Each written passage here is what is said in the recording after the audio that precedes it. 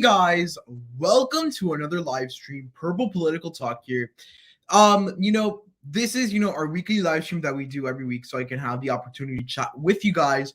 And it's going to be a very interesting live stream as the last couple of days have been very hectic politically, to say the least. I mean, it's been more hectic than we've seen, in the last couple of weeks and months. That a lot of that silence we've seen has started to break within the Biden administration. And I would say that right now is one of the biggest crises the Biden administration has had to face. We went from a week where the Democratic Biden administration was at a high with, their infrastructure bill, which could have been something that could have saved them, come the midterms. But now we're looking at a whole different situation, and that is going to be the focus of today's live stream. We're also going to talk about other things, but I wanted to start today by, reflecting on the situation in Afghanistan. So, to say the least, the situation in Afghanistan is definitely not simple. I think that to a very big extent, the United States has symbolically completely lost that war. And I think that, yes, it's something that's been in the making. This was bound to happen at one point or another. But, I think that the Taliban taking over of Kabul is the official sign that the Taliban beat the United States in the war. So, I think that a lot of people are focusing about the whole withdrawal. And I think the way it was executed was just so bad to the point where the Biden administration, wasn't able to, in a positive, very good, organized way, they weren't able to get out of Afghanistan. And I think that ultimately the Biden administration deserves some blame in that area, right? Now, something else that I want to give Biden credit for, I want to give him credit for, actually leaving, Afghanistan, because I don't think, if we've noticed, many of the presidents in the past have not had the balls to, go out and get out of Afghanistan. Afghanistan is somewhere where, it's been a long war, and some people like to say forever wars. And I think if we didn't get out, we're going to be there forever. Now, I think the way that Biden dealt the situation, where his State Department and his Defense Department just did it in such a horrible way, I think that's something that really comes to question, foreign policy. And, is the military, is the establishment intelligence community actually doing what they're supposed to do? Are they actually helping out the people? So I think that's something that overall is really big. I think that long term, this is going to cause big, or not really long term. I think that within the next couple of months, which is pretty much the California recall election, the Democrats should be scared. I mean, I know that a lot of these things are not, these races are not federal, and the federal, happenings of the party don't have as much implication. However, we must realize that Joe Biden is still the president of the United States, and he has that down ballot effect. And I think ultimately it's going to be something that is going to end up affecting California. It's going to affect the November races, because I just think that one of the things that we're seeing now that we haven't seen in the past is just how critical the media has actually been of the Biden administration during this situation. So I mean, and I think that we can all agree that the country was stunned. We lost a war, and I think that it's not Biden's fault that we lost the war. Certainly not. It's Obama's fault. It's Bush's fault, because we were there for too long. Now, I think that the withdrawal methods could have been, a little better. So I want to see what you guys think about this while we, continue through the live stream. If you guys have any questions about anything, I'll be answering questions in live stream, like I regularly do. But, the Afghanistan situation is very big news this week and could have long-term impacts for the Biden administration. Let's see. What Joe Biden is doing right now, Trump has a good chance of winning in 2024. I think to a certain extent, I think that Trump's chances of 2024 have certainly increased. However, I think that there's certain things that we must consider as well, that Donald Trump is not at the same political strength that he was before. Even with all of this, and I think a lot of people think that this is going to be super long-term for the Democrats. I think the furthest this could go, the furthest that, people could actually, actually remember this, is going to be the midterms. I think by 2024, the United States is going to have different problems to worry about, different issues that are going to be in the focal point of, the American people. And I don't think it's going to impact the 2024 election. So I think it's something that is very interesting. And, in the long term, I think the Biden administration is going to have some troubles, of course, like every administration. Every administration has political crisis. Every administration has, military crises. And I think this is the first one that Biden has experienced. Let's see our next comment. Let's see. Progressive rising. The Afghanistan war is another Vietnam war. The fall of Kabul is Saigon 2.0. 100%. And I think, again, we've been there for too long. It's the same exact thing. And look, I hope that this tells us another lesson. Don't go into pointless wars trying to enforce democracy, trying to do whatever else. I think that the United States has taken the international police form of foreign policy where they want to make sure that every place is democratic, every place is the way that U.S. wants it to be. And look, don't get me wrong. Those are some great things about the United States. It's democracy, the rights it gives to its citizens.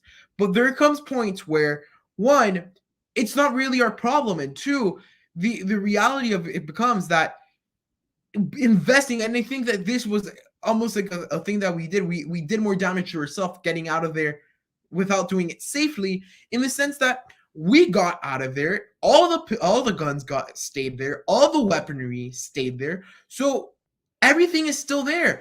And I think the big reality of it is that we are, to a certain extent, giving the Taliban more power. Now, what will the Taliban do with that power? Right now they've been pretty shady. Certain things, right? Now, I think that they haven't been as avid as they were about, all of these different things. Like, oh, we're going to have, the women's rights and everything. And I think they're just waiting it until the Americans are completely out. Until we're not completely out, the Taliban's not going to do anything because, if they do something, you're going to reinstigate the war. And I think at this point, the Taliban has taken this as a huge victory. So that's something that we should, talk about. If the 9/11 attacks didn't happen, then what would be the impacts in the past 20 years? So this is pretty simple to answer, but it's also a very complex question. And I mean, I don't like answering a lot of these what have happened questions because it's a little dangerous. But I do think if 9/11 did not happen, for the most part, all these pointless wars that we've been to, well, they were pointless. They're pointless after a certain point because to a certain extent, they were 100% necessary. We needed to go get Osama bin Laden. We needed to go secure that, the quote unquote harboring of terrorists. We needed to do that for national security. But after that, just staying in Afghanistan for the mere laughs and giggles of it, just because, we want a democracy in Afghanistan, that's something that, is something that could happen. Why does AOC say stupid stuff like the Republicans passed the 22nd Amendment to stop FDR from running for re-election, even though FDR died in 1945? But you have to remember, okay, she sort of has a point here in the sense that the constitutional amendments are certainly not something that's very quick, and you really need a long time to actually pass one. I think it could have been, but I think at the end of the day, it's something that probably needed to happen because even though FDR was being elected legitimately, it almost seemed like it was going to stay like in a quote-unquote tyranny when he was going to be the government and the United States didn't see any voices. And I think generally speaking for the government, it's in a positive stance that the government is able to, refresh itself, every so often.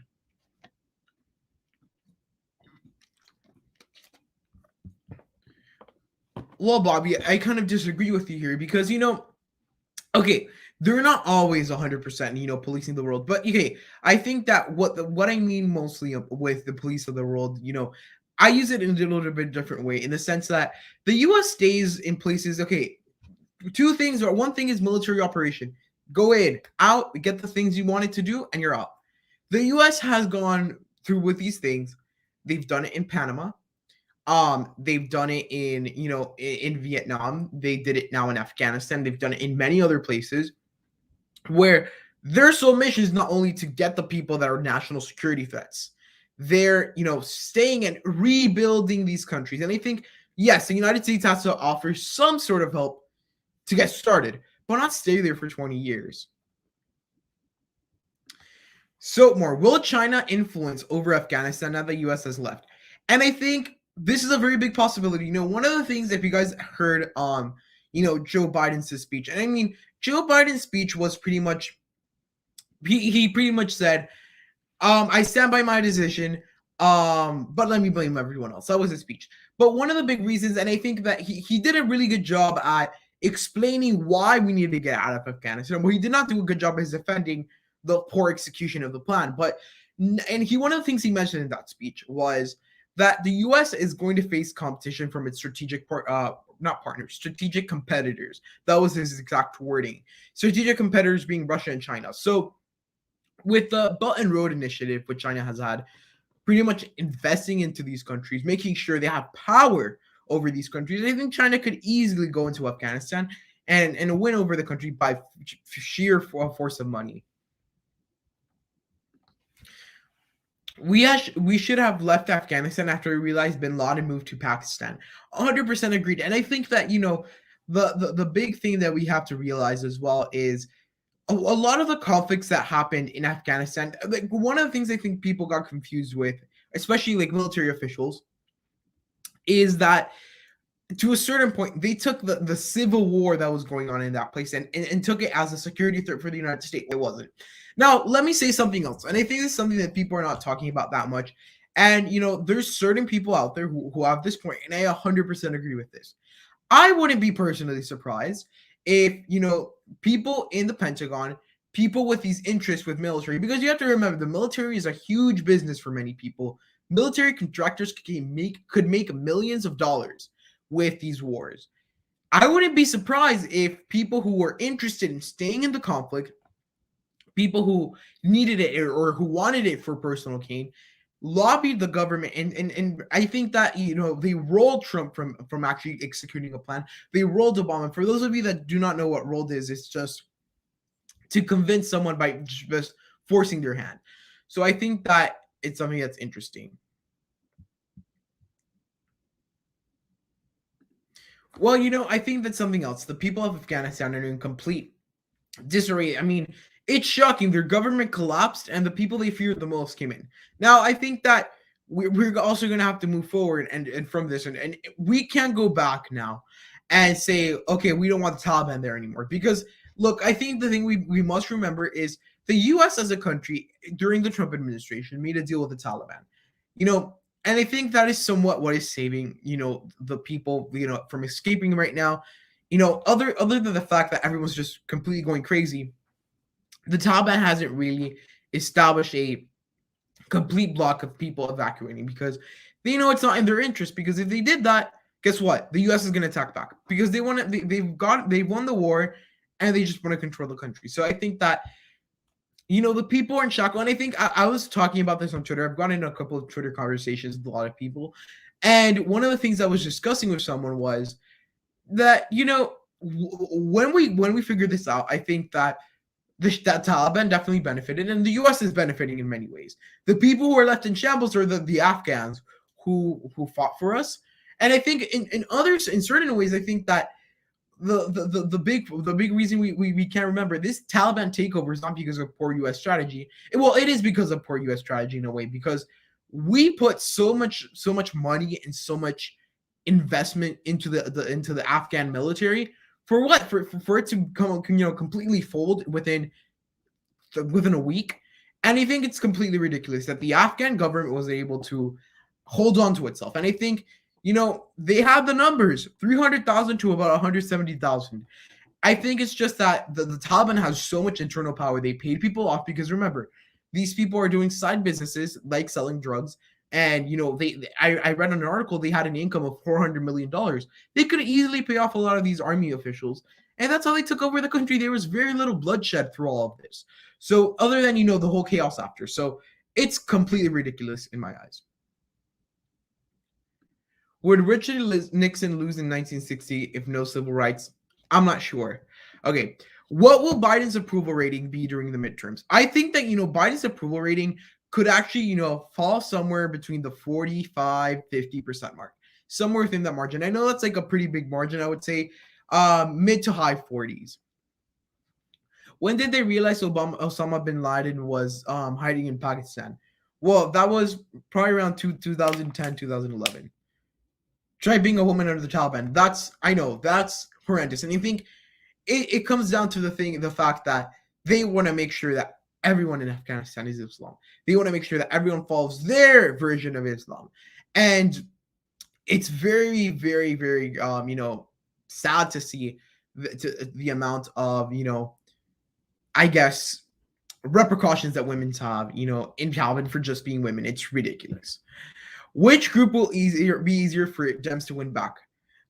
Cubans in Miami or Mexicans in the Rio Grande Valley? So 100% Mexicans in the Rio Grande Valley, although I don't think they were going to win them back. Now, why is this? I think that the big reason is Cubans have experienced socialism and for 60 years at this point, communism, technically speaking, but they've experienced this. And I think that, a lot of the Democrats' new policies, and I think if we start talking about the economy for a bit, something I don't understand, why are you increasing food stamps? Why are you doing these things? Not only are you just, spending more money from the government, but you're going to cause more inflation. The country, inflation is in shambles. Cuban Americans in Miami have experienced all of that in a way. And I think that scares them to death about the Democratic Party. Mexicans in the Rio Grande Valley are not going to be easy to win. However, I think 100% easier than Cubans in Miami. Okay, I'm falling behind a little bit with the chat question, so I'm really apologize about that. Let's see. If Biden's approval is 48, do Republicans win the seat in Georgia?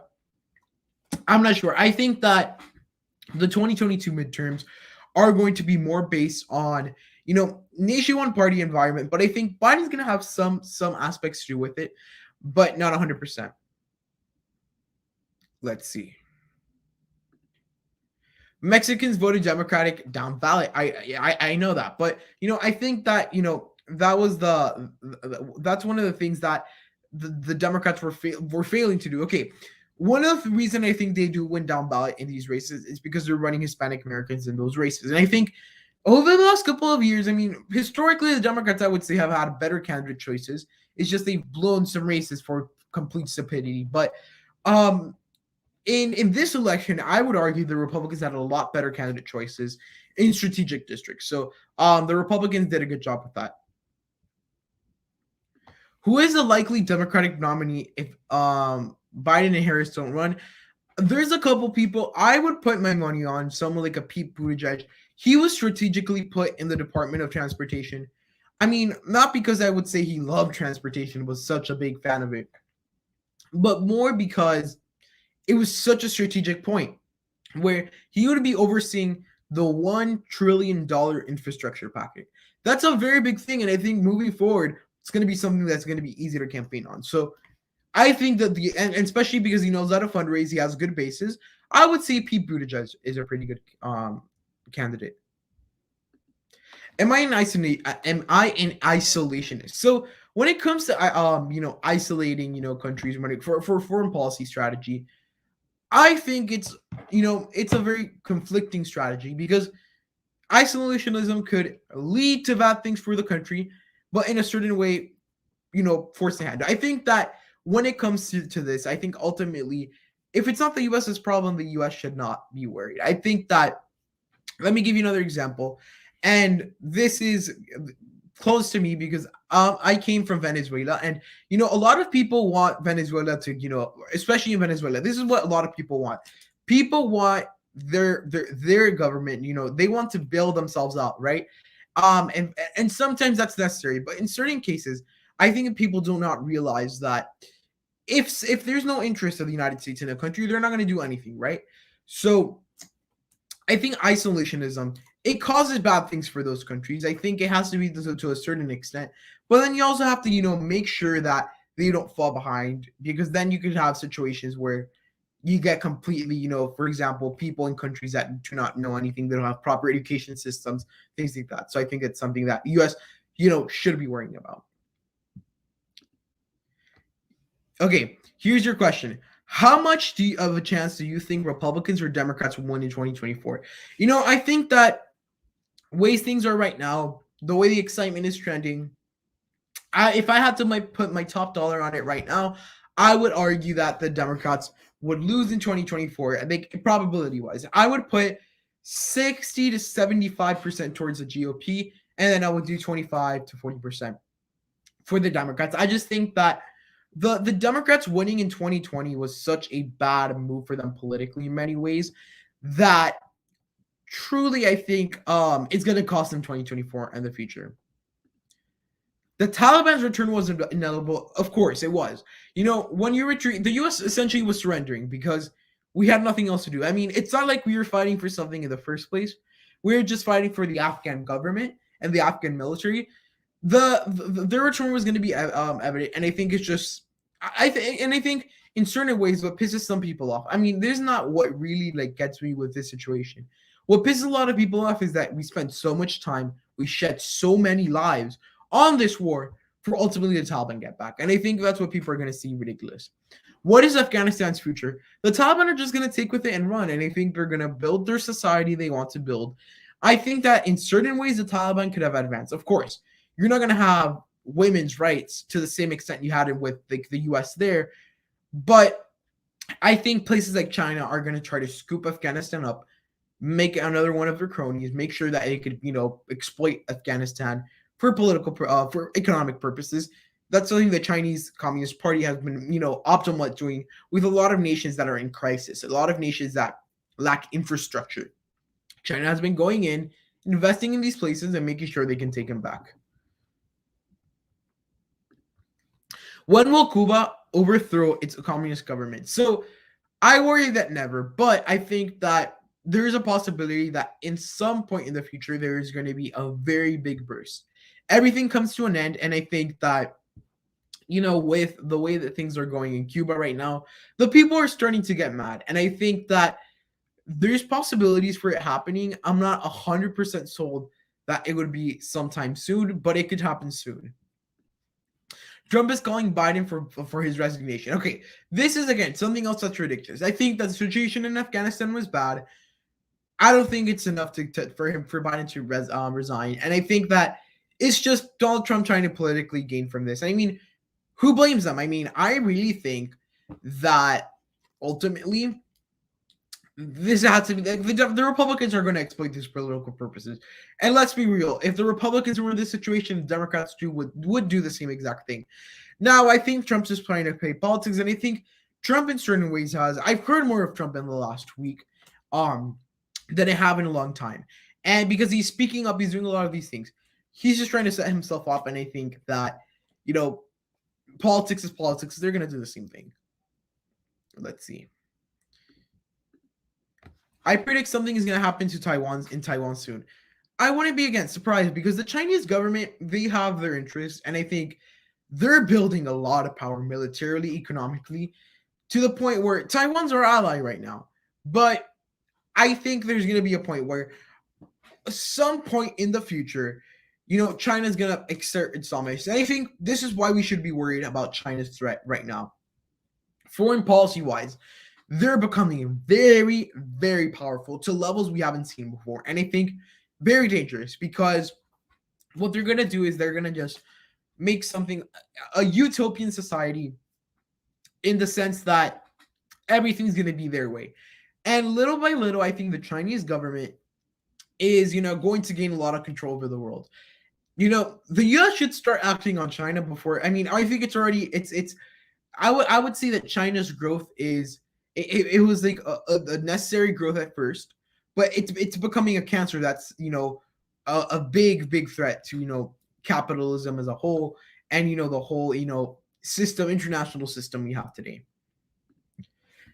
If only one out of these two states flip back to the GOP in 2024, which state do you think would have a better chance of flipping, Arizona or Georgia? So I would say that Georgia's going to be a little bit harder to flip, mostly because the African-American support is strong. And then also you have the fact that a lot of these country club Republicans, I would say in my eyes, are unlikely to flip back to the Republicans. And I think, yes, it's only 10,000 votes.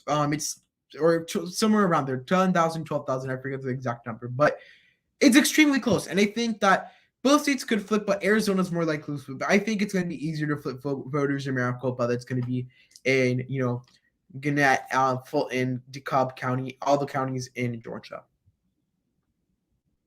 Let's see. What up, politics made simple? How are you doing today? Let's see. I'm a little bit behind again, guys. I'm sorry. I'm trying to catch up. Let's see.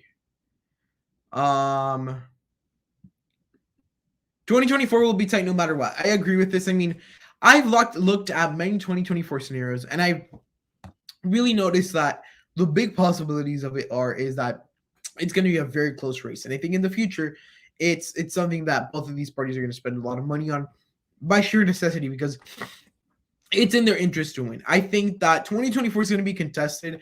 The Democrats might have a candidate crisis, but other than that, it's going to be a contested election. If Saddam Hussein was still in power in Iraq, the world would be an unsafer place. Would Steven Crowder be a candidate for the Michigan governor race? I don't think so. I mean, maybe. One of the things I do see happening, though, in Michigan is I think the Democrats are going to hold on regardless. I think that, moving forward, the political environment in Michigan specifically, because of demographics and like that, they favor the Democrats. Let's see. 20 years, trillions of dollars spent, and 2,400 deaths. 100% agree.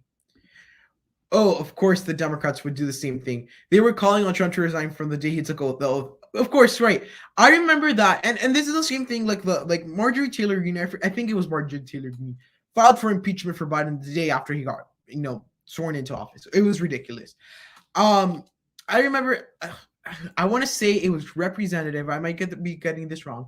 Al Green was, openly in the floor of Congress saying, "Oh, let's file articles of impeachment for Trump for doing nothing." It was ridiculous, and I think this is ridiculous to polar politics. We didn't waste as much time on cable news, on doing stuff just for the sake of political sakes of it. Our people in Congress before were doing their jobs, where they weren't fooling around doing whatever just because, oh, I want to run for president in the future. No, that wasn't a thing. The real, and I think it's something that's dangerous. I think the cable news has become a very big problem to the U.S., not only in the way that, it interferes with politics and stuff in an unhealthy manner, they give in the reporting and stuff, but also how it's given politicians, like, it's like social media in a way that politicians want to be on cable news so much because they want the exposure. Let's see. China is getting more aggressive, and it will fill the power vacuum. I think it's easy to tell that, China is definitely,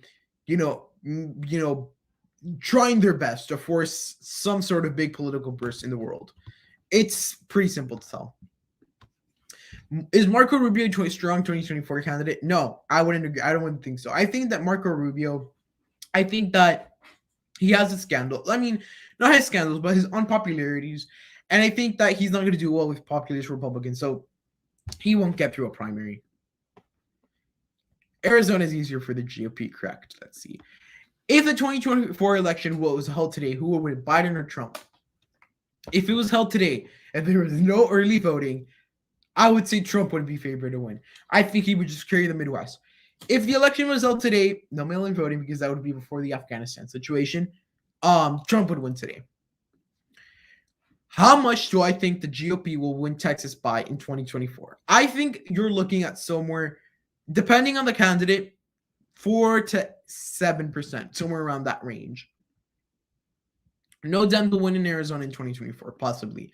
When will Alaska flip blue? I think very, very long time in the future. I think 20, 30, 40 years maybe.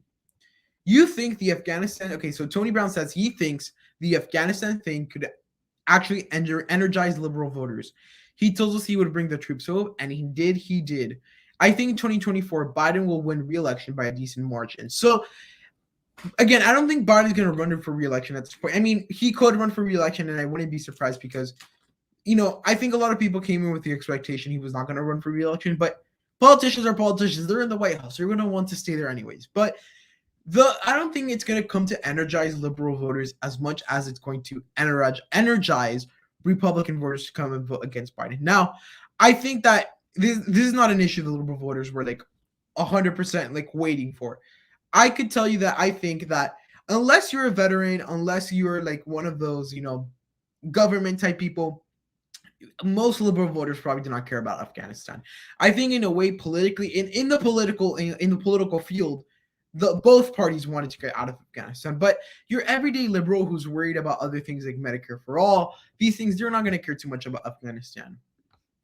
How many New York seats will the New York in New York will well? Let me just rephrase this so it's more easy to understand. How many New York seats will the D's gain now that Cuomo's not in the way? Will the delegation go from 19 to 22 or 23? That's a possibility. I'm not 100% sure. I think that it's a possibility. I think that ultimately what the Republicans should be worried about is the seat down in New York, Nicole Maliotakis, and I think the way just redraw the districts. So it's going to be interesting to see. The thing that Bobby says, the thing that frustrated him on the Afghanistan situation was it was so rushed. Biden blamed everyone except themselves. 100% agree. I think that Biden's speech had a big merit in the sense that he explained why we needed to get out of Afghanistan. 100% agree with that decision. Trump was going to do it if he had another term. Biden, of course, did it. Now, I think that the big people to blame here is Biden should have taken blame for it because it was his administration. But the true people to blame are the generals, probably, the Defense Department and the State Department for not having a clear evacuation plan. We're 2 weeks away. Why weren't we taking out sensitive documents? Why weren't we taking our guns out? Why did we leave everything there so vulnerable to the point where they could easily, by like snap of the fist, we needed to get out fast. We couldn't. I think it's a little ridiculous. Oops, I lost. Let's see. I think I lost the comment. Hold on. Here you go. The 2022 midterms, if Trump won a re-election. So if Trump won a re-election, the 2022 midterms would be pretty easy. It would be a bloodbath for the Republicans. I mean, would not be pretty. I think people would be tired of Trump by then. I think that Trump's administration, while his ideas they were popular amongst a lot of people, one of the things that were really going to hurt Trump was people get sick of, having one party control so long, especially when it's as polarizing as Trump. Both Trump and Biden were called to be impeached. Trump was successfully impeached. Biden, they've submitted the papers on impeachment a long time ago since his first day of office. Completely ridiculous in my eyes. Let's see. Okay, it was Al Green. So I was right. What if the United States invaded Saudi Arabia after 9/11? The country would be completely different. We would have been on a witch hunt for nothing because there's nothing in Saudi Arabia. I think Biden would run for election in 2024. He will be 82. I think that politically speaking, it's smart to run Biden, but 82 years old is pretty old in my eyes. And I think that you're not going to be as fit to be, the president. I personally have seen Biden, his way of public speaking, his different things, they've, deteriorated a lot, even since he first got into office. Like, whole different shape. And, I think another interesting thing I think is Biden is he's having this sort of a weird, old person kind of like moody attitude in certain ways. Like, like as people grow older in some cases, they start getting a little bit of an attitude when people challenge Biden, like the press, he gets like, he just has these anger spurts and it's ridiculous. I don't think he should run. I honestly do not think it's the right decision. What would have been good in 2016, but not 2024. I agree. And something else I want to say. I do think that in a very big level, if I think Hillary Clinton probably could have gotten us out of Afghanistan. I think Hillary Clinton, when it comes to foreign policy, she's a good choice. And this is something else that I want to mention. When it comes to the United States Department of State, I think someone like Hillary Clinton is more qualified, even though she had Benghazi, and those were, bad scandals or emails. I think she would be more, qualified to run the State Department than someone like Tony Blinken. Anthony Blinken doesn't know what he's doing. He was just one of Biden's longtime aides. You know what I mean? So I think that's interesting. China has their own Islamic issues. Yeah, they do, of course. You think Biden would beat Trump by a razor-thin margin now? I mean, possibly. In 2024, the race was held in 2024. Biden would clearly win, right? But, right now, if the election was held right now, like the question is posed, I think that it's a little bit different, and a little bit harder. What if Stephen Breyer retired when Trump was still president? They would have squeezed another nominee through. And I think that the Democrats would have gotten pissed because the court would have been completely stacked against them. Let's see.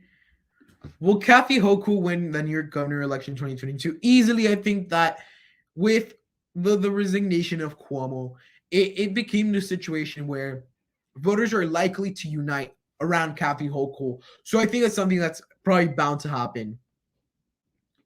2020 election, Kristi Noem versus Jon Ossoff. Jon Ossoff easily wins. Let's see. 2032 election, Tim Scott versus Jon Ossoff. I would say Tim Scott could probably win just because of his donor, but I think Jon Ossoff is actually a strong candidate. So I would say it's a close election, Jon Ossoff. Will any of the Obama kids run for president in the future? I'm not sure, maybe. I don't think it's that likely, though. Biden was a little rude yesterday when the press was asking a question and he just left the room. I don't think a good president should do this. I mean, I think that most presidents, and I think his administration clearly tried to avoid questions. The only person I've seen actually take an interview, other than the Department of Defense, who's actually been doing press briefings, but Tony Blinken is the only person that has gone out and actually done an interview. Kamala Harris, Jen Psaki, Joe Biden, completely hush-hush, quiet on the situation.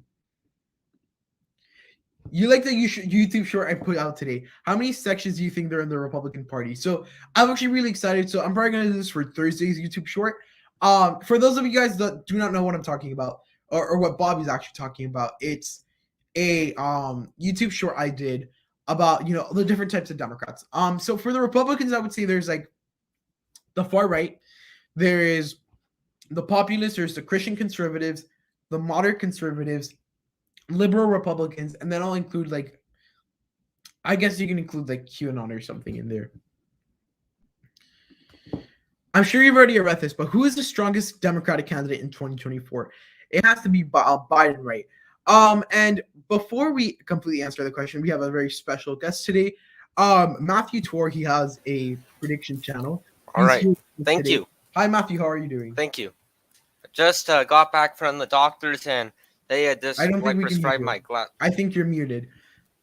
Oh, am I? Or maybe I don't know. I don't think that they can hear you. But let's see if you can try and fix the audio. But I think that let me see. Yeah, now can you hear? Democratic candidates in 2024. Okay, let's fix that. Hold on. Let me quickly text Matthew to make sure if he can get on. Okay. Sorry about that, guys. So we had technical difficulties, as you guys might have been able to tell. Okay, Matthew, can you hear me? Let's see. Okay, Matthew. Can you hear me? I can't hear you. We can't hear you. Okay. What? Oh, I think they could hear. Okay, I know why I couldn't hear you. I was muted. My volume was at 0. My fault. 100%. All right. There is an important special election right now. Right. Let me finish this question. So sorry about the question. So the I would say probably Buttigieg would be the best candidate in my eyes. Sorry about that, guys. I completely apologize, and Matthew 100% apologize too. Let's see. Okay. So can you just quickly explain what the election is? All right. So basically, there is an election that's up, and it's for and it's really important. It's a state Senate special, and it's ancestrally and it was flipped, but the incumbent resigned, and the 2/3 supermajority in Connecticut could be lost. Which means they don't have the complete power of redistricting. So yeah, it's important. I'm gonna try to find out how to get the results. Okay, let's see. We need more women involved in the election community. Yes, I mean there's not too many. Okay, let's see.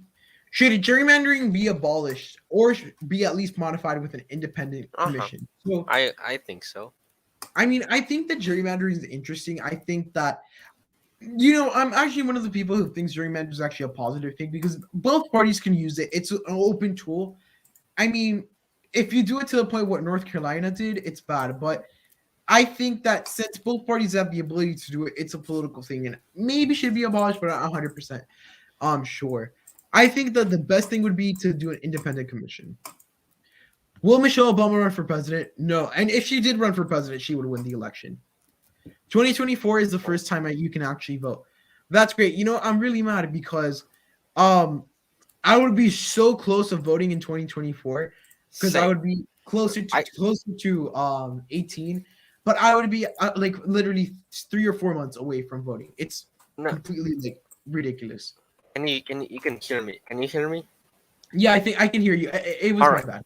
All right, I'd be 5 days too shy of being able to vote in 2024.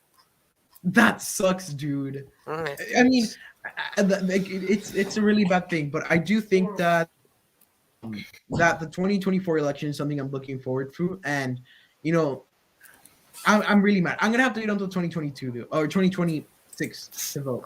My district super is extremely competitive, but in California. Who knows? Maybe it could. You know, these competitive districts. I think that we should think about. The race in Iowa. Remember that came down to like 6 votes. In some of these districts, it's very important. Let's see. We should have a parliamentary democracy where there's a party coalition like in Canada and Europe. Possibly, I think it would be ridiculous though. I mean, if you take a look at Canada's system right now, it's completely debacle. So essentially what's happening in Canada, and I might do a video on this if you guys want about the Canada elections, but what we're seeing is that Justin Trudeau, I don't know where he just decided to call an election because he thinks his party can win control.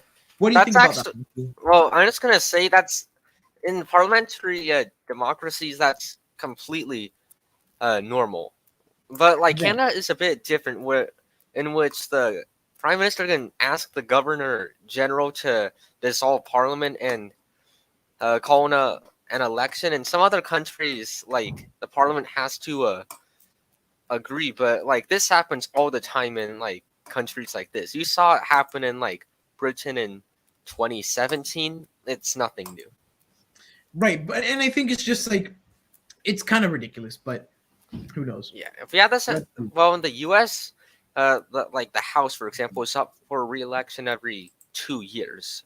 It wouldn't make a ton of sense to just call a snap one. Right. I think that there would be rules, right, that would be different. Let's see. Let's answer another question. Do I support the withdrawal from Afghanistan? Okay, so I kind of was talking about this earlier today. I support the withdrawal from Afghanistan 100%. What I do not support and I do not stand by is the way it happened. It was just completely insane. Matthew, what do you think? About Afghanistan? Yes. I have a lot to say about it. All right. So basically, I think it should have been done maybe like in a more orderly manner and in a way where they wouldn't literally just leave like all of like our equipment behind and create like a refugee crisis. Maybe they should have accepted people into like out of the country sooner and the public was really like in the dark about what was actually occurring.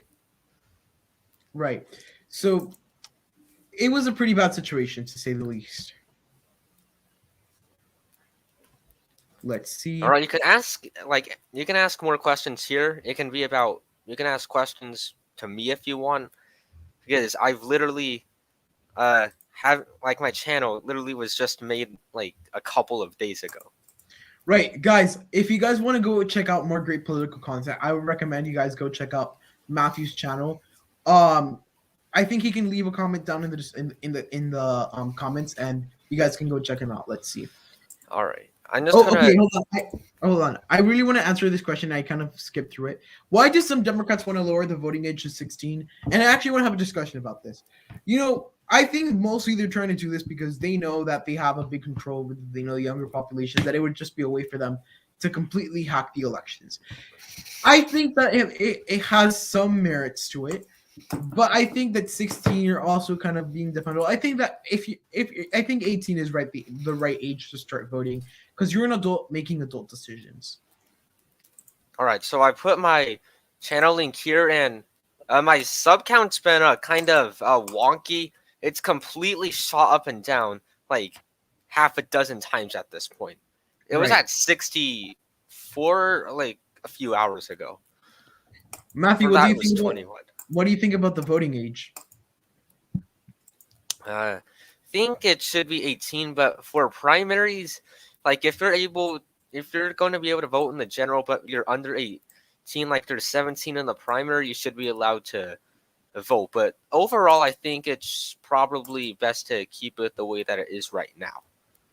Right. I mean, I think that if you just lowered it to 17, it wouldn't make no sense because you could just people can make the exception. Oh, but I'm 16 right now, and it would be a big thing. I can see that. Let's see. So hold on. Do you think that Iowa, Ohio, Florida are still winnable for Democrats? What do you think? I think with those three, people are acting like they're safe, which they're not. Like trends are against them, but if they can get their act together in the future, they may be able to like get the fortune more in their favor. I think that when it comes to Iowa, Ohio, somewhat Florida, sorry about that. I think it mostly comes down to the fact that these states are just rural states, mostly Iowa and Ohio, and the Democrats are completely out of touch with voters in these areas of the country. So I think they're not winnable for Democrats, at least not for the foreseeable future. Florida could be, but it's going to be a situation where the Democrats run a conservative, strong candidate, and the Republicans run some not job of a candidate that's completely horrible. All right, I've yeah, but they do have certain like candidates that can, like in Iowa they can have someone like like Rob Sand, and Iowa they have somebody that should be more like a Sherrod Brown type of person, and in Florida they should probably run someone like a Cuban like veteran that actually like knows what they're doing to run for them or something like along that lines. But there's no one that fits those positions, so I think it's they'll I mean there's ought to be at least like some like here's the problem for them though. They're running out of there aren't too many Cuban like Democrats in Florida. That's their main issue. Right, most and especially people who can actually run for office, because you have to remember these people are going to have to be connected with the political field somehow, whether it be through candidate recruitment, whether it be business people who want to run for something and they have the ability to, lawyers, those professions, especially in Florida, are leaning a lot towards the Republicans. Yeah, like they lost a big one, like state senator, like that lost by like this much, and like a sham candidate like took it. He would have been a good candidate. It was a district in Miami. Yeah, he would have been a good candidate. So, okay, question here. What was the real reason Biden ran in 2020? Okay, when Biden says that he ran after Charlottesville, I really think this is just BS. I think that Biden ran in 2020 because he didn't run in 2016 because of his personal situation with his son, Beau. I think the real reason he ran is just because he felt like he needed to run, and I think he honestly felt he was probably one of the only Democrats that could win. I agree. You're going to ask questions about like who I am and everything to the chat. Do we think that news channels have liberal bias? It's not a question anymore. The media is completely on the liberal side. They've been caught in bed with the liberals, the media, with the liberal parties. They've been, it's completely ridiculous. And I think that, of course, there is like far right Republican media sources as well, but the media is, it's been pretty obvious. Their mission right now, and if you look at what their shows are now, they're not news where you hear the hard news. It's not that anymore. It's just discussion shows. And the big issue with that is that they're marketing it as news, but it's just discussion, people giving it opinions, and it kind of sounds like in some cases opinions, not facts. Opinions sound like facts. So I think it's something that's dangerous with the media right now. All right. So here's I have a few points to make, and sometimes they just like kind of go off of a story, but then they kind of like it's really common. Just like even the wording of the way you can say an event can completely change how you can perceive it, and also things such as they have to sound and like impartial, so they have to go on this whole like both sides things. Like like this side, what we like this side did was bad, but on the other hand, like the other people did this. And also, I'd like to answer this comment from Soapmore. What kind of got me interested was just like the sort of the like 2020 race and like Andrew Yang, and what sort of drove me to make a channel was sort of the people that made like these kind of like prediction channels, and I just kind of wanted to add another voice to the community. Like, Yeah, I mean, UEP was the main guy that inspired me to make this. right. I think it's great that there's more channels that are going, and I've seen it completely insane. I remember when I started my channel, me and UAP started at similar times. That's why we became super good friends, and that's why we did a lot of content together. But when we started, there was only a handful of channels, but now there's a big abundance of channels, which means there is different perspectives, different things, and I think all of that is great.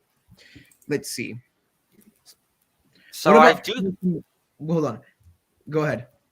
So I do kind of have I did have school, then I'll have school soon, but I kind of regret not making a channel last year when that was like the perfect time to make one. Right. That was like the best time. Let's answer this question. What about Fox and Newsmax? I really do think that Fox and Newsmax are just the same thing as just there with the Republican Party. What do you think about Fox and Newsmax? I agree. Like if you just look at who owns them and who they're trying to market to, they're really just trying to just like sort of like hook like one side of the country towards them, and they'll always have them tune in so they can be more successful, and they don't really care about how they do it, but like or even if their content is viable at all, they just want to have sort of money and success. Right. One of the things I've noticed with the Biden administration, especially with the press, is that the Biden administration, first of all, the news channels completely changed their anchors. And take a look at this. Jim Acosta, when he said that he was no longer going to be White House correspondent, one of his main reasons for not being White House correspondent anymore was because he said he didn't feel like he needed to cover the Biden administration as tough as he did the Trump administration. And then also you have like how Biden administration, or rather how the media, the press treats the Biden administration. The press in certain ways, I feel like we got more information out of the Trump administration. The Trump administration was more transparent with a lot of things, in the sense that we got to know them, and their press people were happy to answer questions. You see these press conferences with Jen Psaki, you have people in the press saying, "Oh, you can only answer 3 more questions because that's supposedly what you said like that you had time for." Completely ridiculous. If you're in the press, why are you telling your interviewee to get out of here?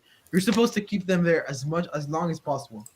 I agree, but like I said, this isn't a two-way street. Like the other side does it as well. Like under like Donald Trump, you know how he was treated by like the left and how much they sort of like pried into him, and with Biden, like a lot of people on like the right have been like doing the same, and it's like kind of feels like they're doing this like revenge or like payback. Right, but I think it's the reality of it is that the left media, or let me rephrase Like this. the establishment, the establishment corporate media, it's not to the same extent, because you do have independent news sources that clearly, like, some of them are completely like, oh my gosh, insane. But there's like things that we have to notice, like just Jimmy is saying. A CNN staffer literally said it was Trump's goal it was their goal to get Trump out of office. And in that same clip, they said, after we get Trump out of office, our next thing is going to be climate change. We still haven't gotten through that, but it's something that could happen in the future. They got caught red-handed. Well, that's how the news sort of business works. Just what it is, especially ones that are for profit. Right. All right. So just answer this question from Sujit K. I don't think so. I think it'll be like during like the late 1800s after Civil War, when every single election was super tight. I think that's what the next ones are going to be like for this era. Right. And to answer that next question, no. No.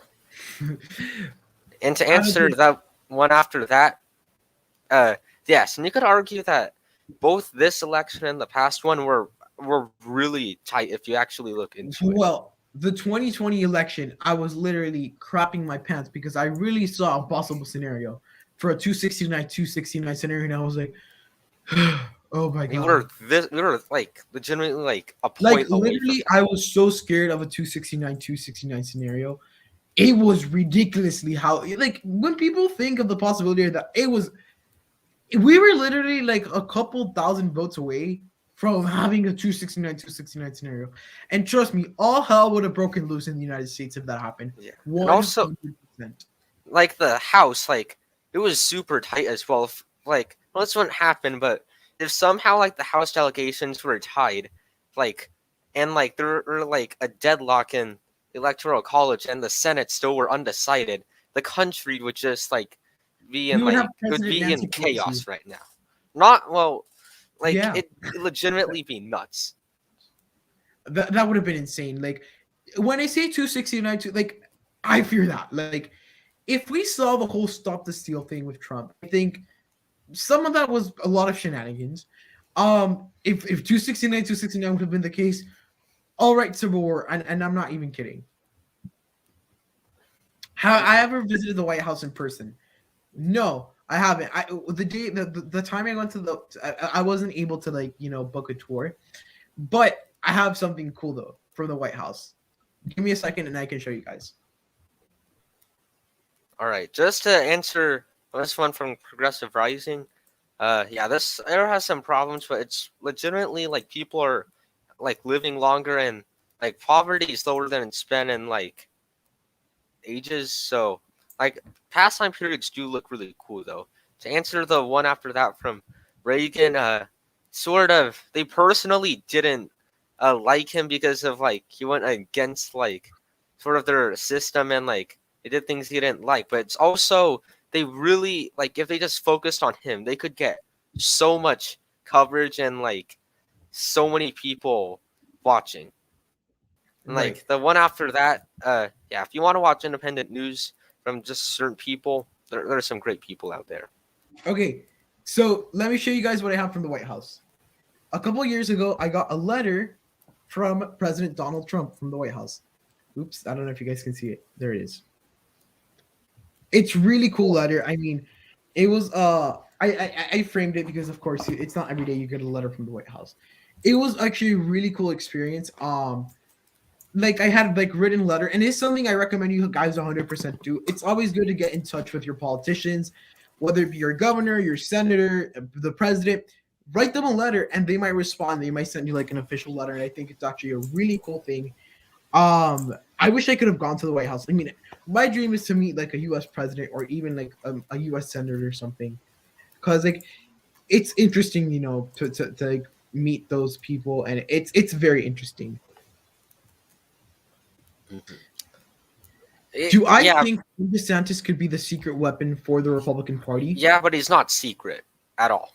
He's out there, and I think the people in Florida are starting catching on. Like Charlie Crist's campaign is completely, don't vote for Ron DeSantis. He's just running for president. He's out there. People know. Yeah, he's certainly eyeing it.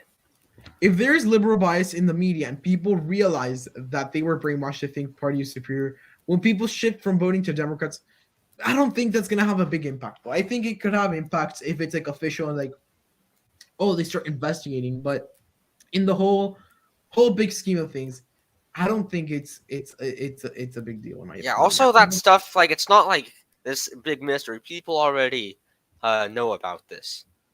So Right. to answer this one for Reagan, they have their fair share of candidates. Like I think like Yee in Arizona, if she wins, like she's definitely going to be a credible candidate. Right. Let me see next question. So Soapmore shook John Kerry's hand once. That's pretty cool. Political Playground's dad has met 2 U.S. presidents. Also pretty cool. How much percentage points do you think Ron DeSantis will win in the governor's race in Florida 2022? 5. 5? I'm going to say probably 3 or 4. DeSantis is slipping up a little bit. I think it's going to be same to 2020 margins just because I think the whole optic of him like running for president is not pretty. And then also COVID is getting pretty bad in the U.S. Go to elections' mom met the Clintons and the Obamas. And Obama. That's pretty cool. Guys, okay, it's 9 o'clock and these streams usually last an hour, so I think it's time to like say bye for now. Okay. Quick couple of announcements before we do go. First of all, this is so this is gonna be my last full week of summer, right? So the content I'm gonna actually like start sticking 100% to the upload schedule I posted. I've been trying to experimenting. I've been doing like extra content for you guys when I can, but I'm gonna stick to the uploading schedule. Just to my community tab, I'm gonna repost it soon so you guys can see it. I will still continue to do these live streams at 8 p.m. subject to change the time and date. As of right now, Tuesdays at 8 p.m. works for me. In the future, it may happen, but I think that you guys should, kind of instilling minds. Every Tuesday at 8 p.m., I have to go hang out with Purple Little Talk during his live stream. So that is the last announcement. Go subscribe to Matthew's channel. He's commented down in the comments of this video. So refresh the page and go check out his channel. He has an absolute great channel that is, going to grow pretty soon, and he's going to put great content out for you guys. Yeah, I know it's kind of like messed up. I actually am like I literally just made it in a couple of days, and I already am like nearing 70 subs. I know, like it, cool. Like how long did it take for you to get there? It took me like a month. But last question I'm gonna answer: California recall. I'm gonna talk about this next week. Some point this week. I think by on Saturday I'm gonna make a video about the California recall. Not looking pretty for Newsom, and I think the whole nationwide environment should tell us that.